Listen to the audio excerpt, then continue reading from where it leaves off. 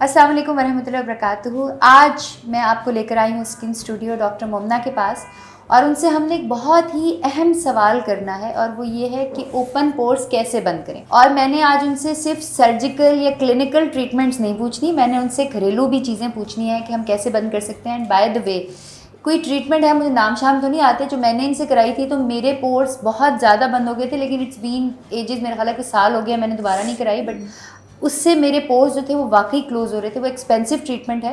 तो हम डॉक्टर मोमना से पूछेंगे how to close our pores. अस्सलाम वालेकुम। अस्सलाम वालेकुम। अभी कैसे हैं? मैं ठीक हूँ, आप कैसी हैं? बिल्कुल ठीक ठाक। अच्छा, जो सबसे बड़ी प्रॉब्लम है ना आजकल मुझे आफ्टर हेयर रिमूवल जो फेस के होते हैं, वो ये होती है कि लोगों के पोर्स बहुत बड़े और बढ़ते ही जा रहे हैं। तो पहले तो ये बताओ कि पोर्स बढ़ क्यों रहे हैं इतने? अच्छा, पोर्स बढ़ क्यों रहे हैं? पोर्स तो वैसे एक जो इम्पॉर्टेंट चीज़ है वो कि सबकी स्किन में होते हैं। वो जब से वो कोरियन ग्लास स्किन वाला कॉन्सेप्ट आया है ना, कि वो इस वजह से लोगों को कॉन्शियस लोग ज़्यादा हो गए हैं। लेकिन हमारी स्किन में, एशियन स्किन में, मेजॉरिटी स्किन में जो है पोर्स होते हैं। होता क्या है कि उनका साइज़ कम श्रिंक होता रहता है या बढ़ता है। जब वो प्रोमिनेंट तब होते हैं जब वो आइदर क्लॉग हो रहे होते हैं डर्ट से या डस्ट से, या उनका साइज़ बड़ा हो रहा होता है। पोर्स सबकी जगह पे मौजूद होते हैं, चाहे वो बच्चे हों चाहे वो बड़े हों। अच्छा, जो कोरियन है वो असल में उनकी स्किन ऐसी होती है कि वो कोई असल में उनकी स्किन में जो है ना, जो पोर्स साइज है वो बहुत कम है और नंबर ऑफ पोर्स कम है। हमने गर्मी में रहना है, पसीने वाली एनवायरनमेंट में रहना है, तो हमें अच्छा ये पोर्स क्या काम करते हैं? पोर्स आपके चेहरे पे पसीना लाने के लिए भी होते हैं। पोर्स आपके चेहरे पे ऑयल्स लाने के लिए होते हैं। यानी जिनकी स्किन पे ऑयल प्रोडक्शन, सीबम ज़्यादातर जो पोर हम प्रोमिनेंट कहते हैं ना, तो ये सेबेशियस ग्लैंड्स है। हमारा ग्लैंड है जो कि सीबम बना रहा है। तो जब भी सीबम ज़्यादा बनाएगा, उसका सीबम थिक बनेगा, तो उसकी अपीयरेंस भी ज़्यादा हो जाएगी। गर्मी से, हीट से, पोल्यूशन से, इन्वायरमेंटल फैक्टर्स से, ये सारी वजूहत हैं जिस वजह से पोर्स ज़्यादा प्रोमिनेंट हो रहे हैं। सो ज़्यादातर जो कसूर है वो कुछ हमारी इन्वायरमेंट का भी है कि डस्ट है, डर्ट है, स्किन कंजेस्ट हो रही है, उस वजह से हमें पोर्स इस तरह प्रोमिनेंट नजर आते हैं। देखो, पोर्स आपने कहा कि डस्ट से, डर्ट से और सूरज की रोशनी से, हीट से, और बेसिकली इवन चूल्हे की हीट से तो सबसे ज़्यादा होते हैं। बेसिकली हीट मिल रही है ना, बिकॉज वो, हाँ बिल्कुल ऐसे ही होता है कि हीट से होते हैं। तो इसीलिए जो आप कह रहे थे ना कि घरेलू इलाज, तो उसमें जो ईजीएस्ट वे है वो ये आइस वाटर बाथ्स हैं। बर्फ़ वाला पानी लें, बर्फ़ की टुकड़ियाँ डालें, उसको पानी को ठंडा होने दें, उसके अंदर चेहरे को दिन में 2 दफ़ा 3 दफ़ा डिप करें। स्पेशली जब ख़वातीन किचन से काम करके आती हैं तो, या फिर आइस पैक बना लें। बर्फ़ को डायरेक्टली स्किन पे नहीं लगाएंगे, मलमल के कपड़े में। हमारी अम्मियाँ क्या नहीं करती थी, मलमल के कपड़े में रैप करके चेहरे को जब करते थे, जब आप धूप से बाहर से आते हैं, उससे भी पोर्स कम होते हैं। उससे आपकी पोर्स की अपीयरेंस श्रिंक हो जाती है, बिकॉज वो साइज श्रिंक उनका होता है। अच्छा, ये तो बड़ा फेमस हुआ है, वो एक बाउल के अंदर आइस डालकर और अपना फेस, ये तो बड़ा फेमस है। It really works. It helps. अच्छा, and it helps to reduce pores. It helps basically जब आपका हीट के साथ डायलेट हुए हैं तो उनका साइज। अच्छा, बेहतर ये है जो मुझे समझ आई है, you can correct me if I am wrong, कि जब हम हीट पर, चूल्हे के सामने या सूरज पर होते हैं तो हमारे पोर्स खुलते हैं, और उसके बाद हमें पानी में अगर वो करेंगे तो वो पोर्स साफ भी हो जाएंगे और बंद भी हो जाएंगे, थोड़ा सा बंद भी हो जाएंगे। अच्छा, या फिर उससे पहले कुछ किसी चीज़ से उनको साफ कर लें जब गर्म ही होती है स्किन? सो अगेन उसमें साफ करने के साथ ये है कि साफ करने के मल्टीपल तरीके हैं। आप स्किन केयर से ज़रूरी नहीं कि आप प्रोफेशनल आके फेशियल्स कराएं या एक्सट्रैक्शंस करवाएं। आप स्किन केयर में वो चीज़ें डाल सकते हैं। आजकल बच्चियों को सब इतनी अवेयर हो गई नहीं है कि क्या क्या चीज़ें हैं। सो जिस तरह आप फेस वॉशेज़ में सैलिसिलिक एसिड है, मैंडेलिक एसिड है, ये वो है जो आपकी डेड स्किन को एक्सफोलिएट करते हैं, आपकी ऊपर से स्किन को रिमूव करेंगे। अच्छा। डेड स्किन को एक्सफोलिएट करेंगे, आपकी ऑयल प्रोडक्शन को, सीबम प्रोडक्शन को कम करेंगे। जब आपका सीबम कम प्रोड्यूस होगा तो ऑटोमेटिकली वो पोर्स को क्लॉग नहीं करेगा, उनका अपीयरेंस बेहतर हो जाएगी। ओके, और खुराक का तो कोई नहीं है ना पोर्स? थोड़ा सा है ताल्लुक। अगर बहुत आप फ्राइड खा रहे हैं, बहुत फैटी खा रहे हैं, तो सीबम ज़्यादा प्रोड्यूस होता है, तो ऑब्वियसली दे लुक वर्स। बहुत शदीद ज़्यादा रोल नहीं है, बट यस। अच्छा, और दूसरा, लोग ये भी कहते हैं कि अगर किसी को पसीना ना आए तो इट्स नॉट हेल्दी। यस, कुछ ऐसी बीमारियां हैं जिनमें बिल्कुल पसीना नहीं आता। अगर किसी को पसीना नहीं आ रहा है, 2 तरह की चीज़ें होती हैं। या तो कुछ लोगों को बहुत ज़्यादा पसीना आ रहा होता है, किसी को बहुत कम आ रहा होता है। वो जो आपके पोर्स होते हैं वो बेसिकली आपके ग्लैंड्स फ़र्क हैं। ये जो ऑयल प्रोड्यूसिंग ग्लैंड्स हैं ये अपीयरेंस ज़्यादा देते हैं पोर्स की। वो स्वेट ग्लैंड्स हैं, सो वो स्वेट ज़्यादा प्रोड्यूस करते हैं। फेस के ऊपर स्वेट नहीं होता, ऑयल होता है। स्वेट भी होता है, ऑयल भी होता है, दोनों का कॉम्बिनेशन होता है। पसीना भी आता है। सो अल्लाह ताला ने निज़ाम ये बनाया कि हमारे पूरे जिस्म पे, जहाँ जहाँ पे आपके जिस्म पे बाल हैं, वहाँ पे उसके साथ ऑयल प्रोड्यूसिंग ग्लैंड ज़रूर मौजूद है। और चेहरे पे सबसे ज़्यादा आपके ऑयल प्रोड्यूसिंग ग्लैंड्स मौजूद है। क्यों? क्योंकि आपका चेहरा जब आप धोते हैं उसके बाद आपकी ऑयल प्रोड्यूसिंग ग्लैंड्स खुद ही आपके चेहरे को लुब्रिकेट कर देते हैं। तो ये अल्लाह का निज़ाम है, बेसिकली अल्लाह की कुदरत के ये नेचुरली आपके स्किन को मॉइस्चराइज रखने के लिए होते हैं। और पसीना भी आने के लिए ये वही बात है कि अगर किसी को बिल्कुल पसीना नहीं आ रहा तो that is also a problem कि you need to let your skin breathe. ठीक है ना जी। अच्छा, तो इसलिए हर चीज़ क्लॉग हो जाती है। तो उसके लिए सैलिसिलिक एसिड, मैंडेलिक एसिड, इस तरह के केमिकल एक्सफोलिएंट्स आप फेस वॉश हफ्ते में 2 दफ़ा, हफ्ते में 3 दफ़ा भी यूज़ कर लेंगे, चेहरे पे 1 मिनट 2 मिनट झाग बना के रखेंगे, तो दैन दैट्स परफेक्टली फाइन। उससे स्किन ड्राई नहीं हो जाती फेस? सो डिपेंड करता है कि अगर किसी की बहुत ड्राई स्किन है तो फिर उस पर हम बहुत फ्रीक्वेंटली रिकमेंड नहीं करते, हम हफ्ते में 1 दफ़ा कहते हैं आप कर लें कि बस आप फेस को क्लेंस करें, बेसिकली क्लेंजिंग जिस तरह। अच्छा, क्लींजर के अलावा फेस वॉश से भी क्लींजिंग कर सकते हैं? फेस वॉश भी कर सकते हैं आप उसको। ये तो आपने मुझे एक टिप बता दी, मैं इसका ना एक वो करूंगी छोटी सी 1 से 2 मिनट के लिए उसको अच्छा, फेस वॉश को आप बनाएं, झाग बनाएं, पेस्ट सा बनाएं, फिर फेस पर लगा दें और 1 से 2 मिनट 1 मिनट तक लगा रहने दें, और उसके बाद then you wash it off. तो वो होता क्या है कि इसको हम शॉर्ट कॉन्टैक्ट थेरेपी कहते हैं, जिसमें सैलिसिलिक एसिड, मैंडेलिक एसिड मौजूद हो, स्किन को इमीडिएटली ब्राइटन भी करते हैं, डेड स्किन को रिमूव भी करते हैं। अच्छा, स्क्रबिंग से भी पोर साफ होते हैं? स्क्रबिंग ना अब आजकल अभी बदलता जा रहा है कॉन्सेप्ट, स्क्रब का कॉन्सेप्ट बदलता जा रहा है। स्क्रब अब देश से कि पहले हम बहुत एज ए टीनेजर मैंने भी शदीद स्क्रबिंग की हुई है, तो अब कॉन्सेप्ट बदलता जा रहा है। ट्रेंड ये आ रहा है कि आप physical exfoliation, scrubbing is physical exfoliation, आप रगड़ के कर रहे हैं। तो कहते हैं कि हर पार्टिकल का साइज यूनिफॉर्म नहीं होता है, तो आप जब करते हैं तो स्किन पे आपके माइन्यूट से स्क्रैचेस आ सकते हैं। तो स्क्रबिंग की जगह अभी केमिकल एक्सफोलिएशन की तरफ हम जा रहे हैं, यही वाली चीज़ कि केमिकल एक्सफोलिएशन की तरफ। अगर आप ये सैलिसिलिक एसिड, मैंडेलिक एसिड इस तरह का कोई फेस वॉश लेते हैं, हफ्ते में 1 दफ़ा, हफ्ते में 2 दफ़ा इससे फेस वॉश करते हैं, वो आपकी डेड स्किन को ऑटोमेटिकली रिमूव कर देगा। अच्छा, पता है कि हम बड़ा वेट करें कि आप कोई फेस वॉश या कोई ऐसी चीज़ अपनी भी कोई प्रोडक्ट लॉन्च कर दें, सब लोगों ने कर दी हैं, आप पता नहीं क्यों नहीं कर रही हैं जिनको इतना नो हाउ है। तो फेस वॉश तो प्लीज़ कर देना जो आप इस तरह की चीज़ें बता रही हैं। दूसरा मुझे बताएं कि आपका ये जो क्लींजिंग होती है या टोनर्स होते हैं, उससे भी पोर्स कम होते हैं? बिल्कुल होते हैं। अगेन टोनर्स में भी इसी तरह की चीज़ें, जिस तरह नायासिनामाइड है, एक बहुत इंपॉर्टेंट, हर एक को पता है आजकल। सैलिसिलिक एसिड, नायासिनामाइड, ये नायासिनामाइड एक बहुत अच्छा इंग्रेडिएंट है जो कि आपके पोर साइज़ को भी श्रिंक करता है, विजिबल उनके अपीयरेंस को भी कम करता है, पिगमेंटेशन को भी कम करता है। तो टोनर्स के अंदर जिस तरह बहुत आजकल फेमस जो हुआ है BHA टोनर एक हुआ है। क्लींजिंग के बाद टोनर का क्या काम होता है? क्लेंजिंग के बाद ये कि क्लेंजिंग से आपका फेस वॉश हुआ, ठीक है, आपने फिर उसके बाद अपने चेहरे पे टोनर लगाया, ताकि बेसिक अब अगेन मैं I am not a firm believer के 8-10-4 स्टेप हो जाए, मेरे नज़दीक तो सिर्फ क्लेंजिंग या फेस वॉश, मॉइस्चराइजर और sunblock, that is it. But for people who want to add on a toner, तो आजकल स्किन को ग्लो करने के लिए जो कोरियन वाले टोनर्स आए हैं, वो राइस टोनर्स आए हैं। जिनकी ड्राई स्किन है उनको ये राइस टोनर्स और इस तरह हाइड्रेटिंग वाले टोनर सूट करते हैं, जिसमें हाइलोनिक एसिड हो, स्नेल म्यूसिन आजकल बड़ा इन हुआ है।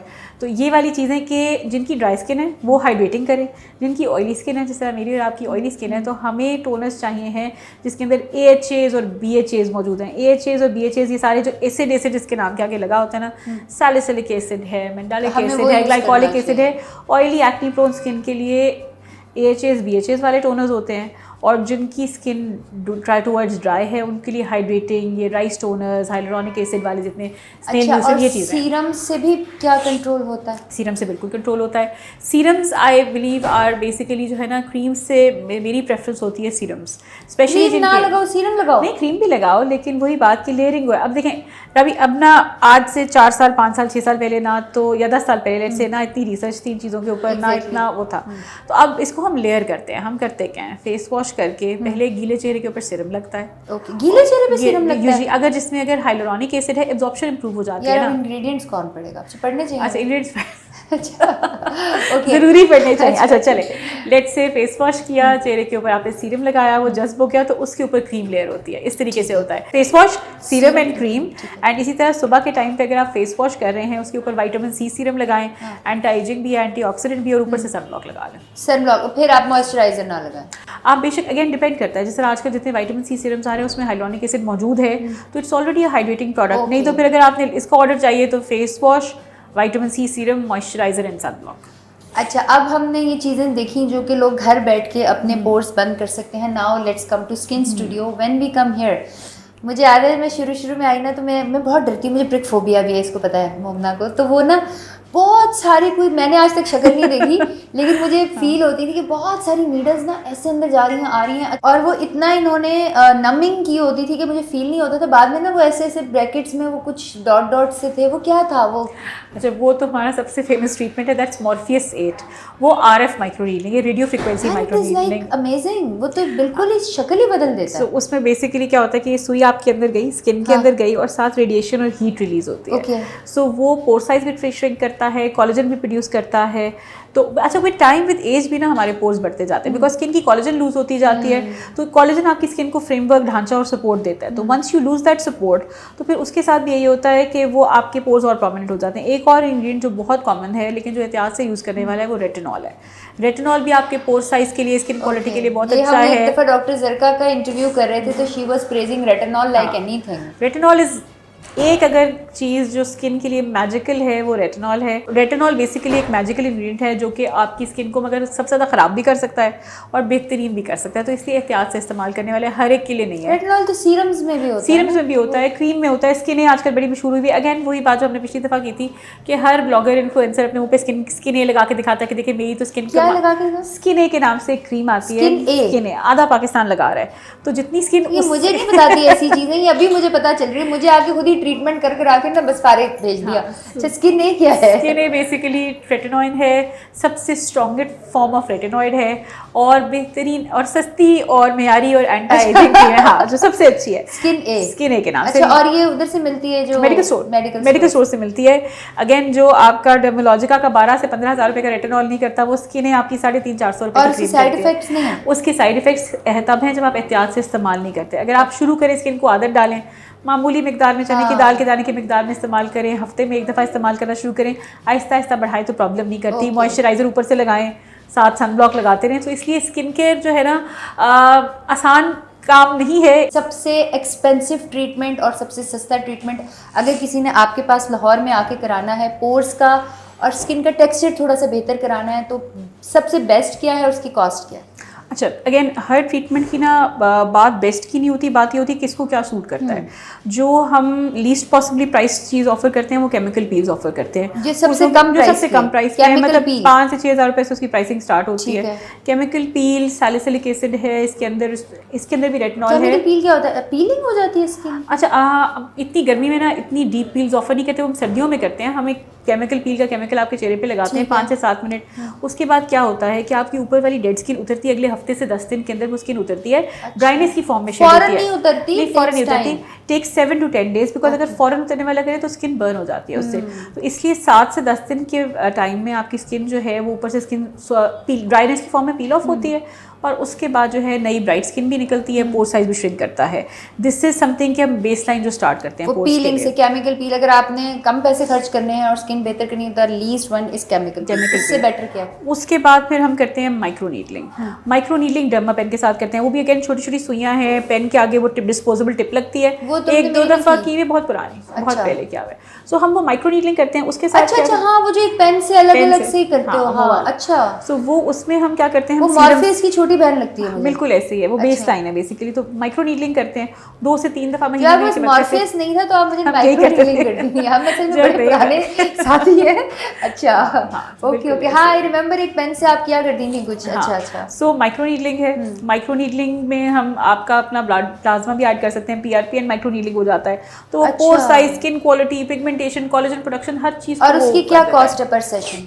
माइक्रो नीडलिंग अलोन इज 12,000, अगर आप PRP ऐड कर देते हैं साथ तो इट इज़ 18,000। लेकिन अगर पोर्स की हम बात करें, simple micro needling works very nicely. अच्छा, तो आपके लाइक इस तरह के सेशंस अगर आप करें, और मैं आपको एक और जनरली खुद भी एक बात बताऊंगी कि जब आप कोई प्रोसेस कराते हैं, मिसाल के तौर पे मोमना से कराते हैं, तो आप देखें कि आपकी स्किन पे क्या इफेक्ट है, कितने अरसे बाद दोबारा ज़रूरत पड़ती है, और फिर नेक्स्ट सेशन का आप डिसाइड करती हैं। यूजुअली महीने से 1.5 महीने का गैप, अगर मैं 2 या 3 सेशन रिकमेंड करती हूँ किसी को। अगेन कई दफ़ा ऐसा भी होता है कि लोग आते हैं कि हमारे कर दें और मुझे नहीं पोर्स नज़र आ रहे, तो फिर आई टेल देम कि नहीं कराएं, तो आई सेंड देम बैक। तो ये है कि अगर आपके विजिबल पोर्स हैं and yes if it is something that I find कि इट इज़ ट्रीटेबल और आपको बहुत प्रॉब्लम दे रहा है, तो उस पर हम ये कि 2 से 3 सेशन रिकमेंड करते हैं, महीने या 1.5 महीने के गैप से रिकमेंड करते हैं। और better than needling next RF micro needling, Morpheus 8, वो जो आपने लास्ट जो आपका किया था, जो मॉर्फियस 8 किया था, इट इज़ वंडरफुल। वो स्किन फर्मनेस भी देता है, टाइटनिंग भी देता है, एंटी एजिंग बिल्कुल ऐसे बिल्कुल नई सी कर देता है, और उसका आपकी नई स्किन भी आती है,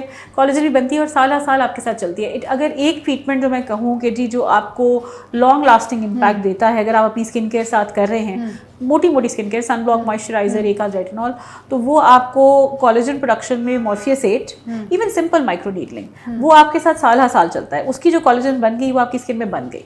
एक ट्रीटमेंट हमने किया, वो अगले 3 महीने तक कोलेजन बनाता भी रहता है आपकी स्किन में, और वो जो बन गई वो आपके साथ लंबा अरसा चलेगी। अच्छा, ये जो मॉर्फेस का है ना, ये मैं कोई हिम्मत करूँगी, एक रील मैं शूट करूँगी कि मैं मॉर्फेस जब ये मेरा करती हैं तो आई, बिकॉज वी देखो मोमना, मेरा मकसद ये है कि बहुत सारे लोगों को ना मिसगाइड किया जा रहा है, वो अपनी स्किन बर्बाद कर रहे हैं। और आजकल जो है ना, ये जो एस्थेटिक क्लिनिक्स हैं, ये डॉक्टर्स नहीं भी हो तो ये हर गली कूचे में खुल रहे हैं, because women are ready to spend money on that, और उससे ना उनका नुकसान भी होता है।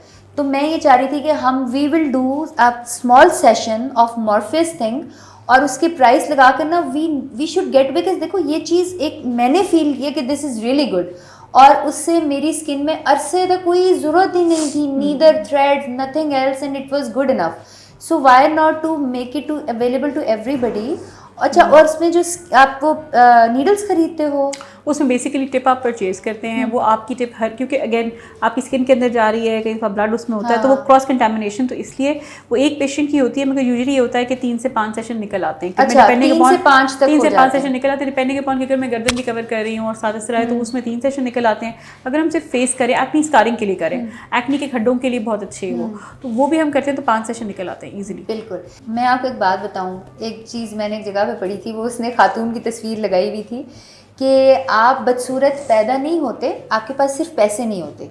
अल्लाह ने हर इंसान को बड़ा खूबसूरत बनाया है। पैसों से होता है कि वो अपनी ब्यूटी को इन्हेंस कर लेता है और हर चीज़ को फिक्स कर लेता है, और उसमें भी कसूर कोई नेचर का नहीं होता, ये आपका ही होता है, गंदे फूड का होता है, डस्टी एनवायरनमेंट का होता है कि आप अपनी स्किन को ख़राब कर लेते हैं। तो अपनी स्किन को ज़रूर ठीक कराएँ। पोर्स हैं तो वो बंद हो सकते हैं। स्किन का टेक्सचर बहुत लोगों का बड़ा ख़राब होता है, अनइवन सा होता है। गोरा या काला होना इज़ नॉट इम्पॉर्टेंट, स्किन का बेटर लगना इम्पॉर्टेंट है। ऐसे खूबसूरती जो है, क्योंकि मैं आर्टिस्ट भी हूँ, वो स्किन अगर ऐसे प्लेन होती है तो वो ज़्यादा अच्छी लगती है। आई होप कि आपने डॉक्टर मोमना के बारे में मैं हमेशा ही कहूँगी कि मैं हर वो ट्रीटमेंट का जिक्र करती हूँ सिवाय फेस लेज़र के, वो मैंने कभी नहीं कराया, जो हेयर रिमूवल होता है, कि मैंने ये कराया हुआ है और इसका मुझे फ़ायदा हुआ है। और मुझे ऐसा लगता है कि चूँकि मुझे बहुत सारे लोग फॉलो करते हैं, तो आप सबको वो सारी चीज़ें, वो सारी ट्रीटमेंट जिससे मेरी स्किन बेहतर हुई है, वो मैं आप तक पहुँचाऊँ, और जहाँ से मैंने कराया वो भी मैं आपको ऑनेस्टली पहुँचाऊँ। ये कोई पेड एडवर्टाइजमेंट्स नहीं होती, ये एडवर्टाइजमेंट सिर्फ इसलिए होती है कि हम जेन्युइन लोगों को आपके सामने लेकर आएँ। तो जज़ाकल्लाह खैर मेरे लिए और स्किन स्टूडियो और डॉक्टर मोमना के लिए दुआ कीजिएगा।